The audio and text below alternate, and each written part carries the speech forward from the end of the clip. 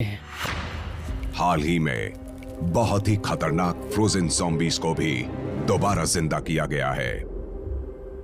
हम ये सोचते हैं कि जिन लोगों की डेथ हो चुकी हो वो अब हमें अफेक्ट नहीं करेंगे, वो चले गए, उनके जर्म्स भी जा चुके, पर असल में ये बिल्कुल सच नहीं है। तो जिन लोगों को बर्फ में दफनाया गया था वो वहीं पर जम गए और इस दुनिया से कहीं नहीं गए। और अब जब क्लाइमेट चेंज से टेम्परेचर बढ़ रहा है, इन बर्फीले इलाकों से फ्रोजन लोगों की और जानवरों की डेड बॉडीज निकल रही है जो हजारों साल पहले वहाँ जम गई थी।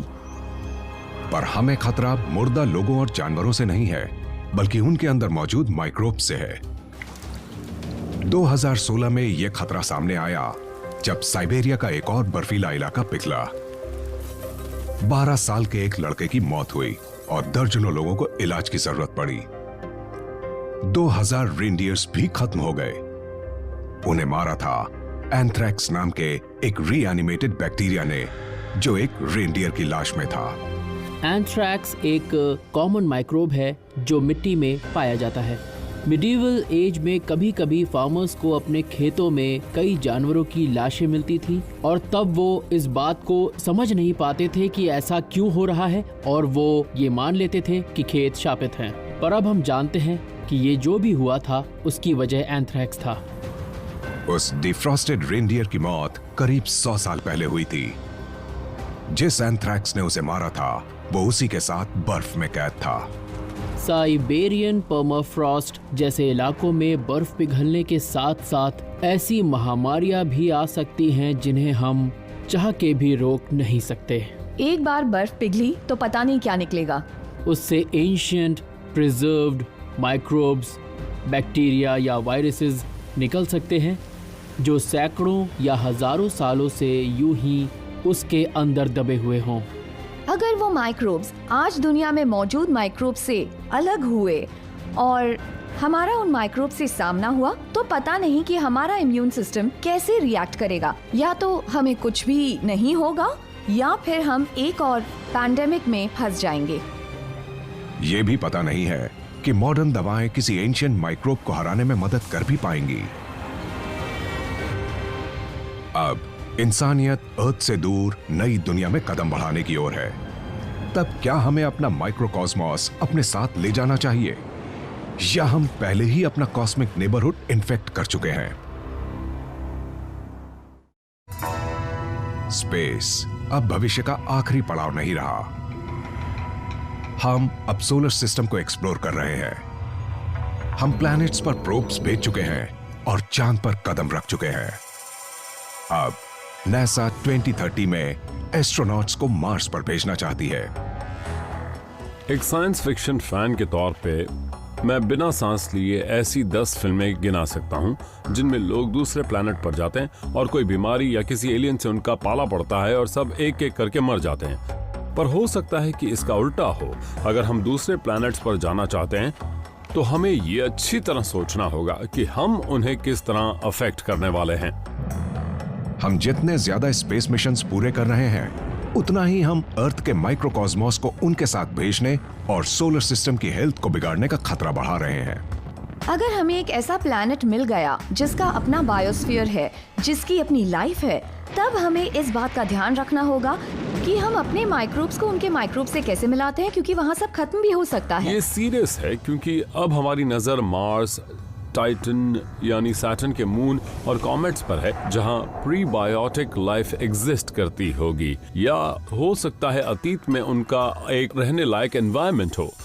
तो ये मुमकिन है कि हम वहां जाकर अपने बैक्टीरिया से उन्हें पोल्यूट कर रहे हैं या उन्हें अफेक्ट कर रहे हैं।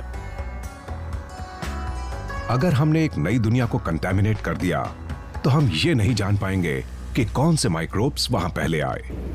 हमारे माइक्रोब्स उन्हें खत्म कर सकते हैं। शायद ऐसा हो भी चुका हो। सब बिल्कुल ठीक है। अपोलो 12 मिशन में लूनर रोबोटिक प्रोब सर्वेयर 3 के उन टुकड़ों को वापस लाया गया जो चांद पर थे। प्रोब की जांच के बाद उसमें बैक्टीरियल कंटामिनेशन का पता चला। हम नहीं जानते वो कहां से आया। अगर वो मून पर भेजे जाने से पहले इन्फेक्टेड होता और उसके सरफेस पर 2 साल तक रहा, वैक्यूम में, बदलते तापमान में, स्पेस के रेडिएशन में, इससे साफ पता चलता है कि हमसे भी बाकी प्लैनेट्स इन्फेक्ट हो सकते हैं और हमें इसे बहुत सीरियसली लेना चाहिए। हम अपने स्पेस मिशंस को बढ़ा रहे हैं। हम एक के बाद एक पूरे सोलर सिस्टम के प्लैनेट्स पर प्रोब्स भेज रहे हैं, पर अपने प्लैनेट की कोई बीमारी हम दूसरे प्लैनेट्स पर ना भेज दें। हमें इस बात का ख्याल रखना होगा। नासा इसका ध्यान रखता है। किसी नए प्रोब को लॉन्च करने से पहले एक प्लैनेटरी प्रोटेक्शन टीम उसकी डीप क्लीनिंग करती है। स्पेसक्राफ्ट को हाई टेम्परेचर पर डिसइंफेक्ट करते हैं। हर चीज को एक क्लीन रूम में बनाया और रखा जाता है, जिसमें प्रेशर मेंटेन रहता है, जो डस्ट को बाहर निकाल देता है। वहाँ हर कोई बनी सूट पहनता है और डायरेक्टली कुछ नहीं छूता, लेकिन वो भी काफी नहीं है क्योंकि माइक्रोब्स फिर भी सर्वाइव कर सकते हैं। इन माइक्रोकॉस्मिक घुसपैठियों को खत्म कर पाना और भी मुश्किल हो जाता है जब वो किसी एस्ट्रोनॉट के शरीर में होते हैं। आने वाले समय में हम रोबोट एक्सप्लोरर्स या प्रोब्स नहीं बल्कि लोगों को मार्स पर भेजने वाले हैं। एक बहुत ही गंदा, बीमारियों से भरपूर ऑर्गेनिज्म, जैसे कि मैं अपनी बात भी करूं, इंसान को स्टेरलाइज नहीं कर सकते और न ही उसके बैक्टीरिया निकाल सकते हैं। हमें ये समझना होगा कि हम अपना माइक्रोकॉस्मोस साथ ले जा रहे हैं और हम बिना ध्यान दिए पूरी तरह से प्लैनेट्स को बदल सकते हैं। जिन प्लैनेट्स पर लाइफ है या हो सकती है, वहाँ हमारे जाने से उन पर बहुत ही बुरा असर पड़ सकता है। इसीलिए हमें इस जिम्मेदारी को सीरियसली लेना होगा और उन्हें सावधानी से एक्सप्लोर करना होगा। कॉस्मोस की सुरक्षा की जिम्मेदारी अब इंसानों के कंधों पर आ गई है, पर हमारा खुद का ट्रैक रिकॉर्ड बहुत अच्छा नहीं है। अगर हम इंसानों के बसने और एक्सप्लोरेशन की बात करें तो हम इंसान घुसपैठ ज्यादा करते हैं। हम रास्ते में कई चीजों को मिटा देते हैं। इसीलिए ये सोचना जरूरी है कि अगर हम दूसरे प्लैनेट्स पर जाएंगे तो तब भी क्या हम वही करेंगे। वायरसेस की तरह हम इंसान भी फैलते हैं। हमारी अपनी दुनिया अब काफी नहीं है, इसीलिए सोलर सिस्टम में जा रहे हैं। इसके चांसेस बहुत ज्यादा है कि हम जिस भी प्लैनेट पर जाएंगे उसे तबाह करेंगे। माइक्रोकॉस्मोस के साथ हमारा रिलेशनशिप कॉम्प्लिकेटेड है। उसने लाखों लोगों की जान ली है और उसके बिना आज हम यहाँ नहीं होते।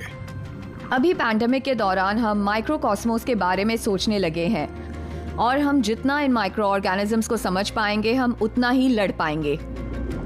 कोरोना वायरस की महामारी ने हमें याद दिलाया है कि हमें उस दुनिया की इज्जत करनी चाहिए जिसे हम देख नहीं सकते। हमें यह समझना चाहिए कि माइक्रोकॉस्मोस जितना हमारे लिए जरूरी है उतना ही यूनिवर्स के लिए भी। ये बहुत इजी है, स्पेशली आजकल वायरस शब्द सुनना और ये समझना कि वो कितने खतरनाक हैं, जानलेवा हैं। पर आपको ये बात याद रखनी है कि आप और मैं भी वायरस से ही बने हैं। जहाँ तक हम जानते हैं हम कभी भी माइक्रोकॉस्मोस के बिना नहीं रहे। माइक्रोब्स हमसे पहले भी यहाँ थे और हमारे बाद भी शायद यहीं रहेंगे। हमें जीने के लिए उनकी जरूरत है। माइक्रोकॉस्मोस बहुत जरूरी है। उसके बिना ना तो हम कुछ कर पाते, ना जी पाते, ना आज इस दुनिया में होते। वो हमारा सबसे अच्छा दोस्त भी है और सबसे बुरा दुश्मन भी है।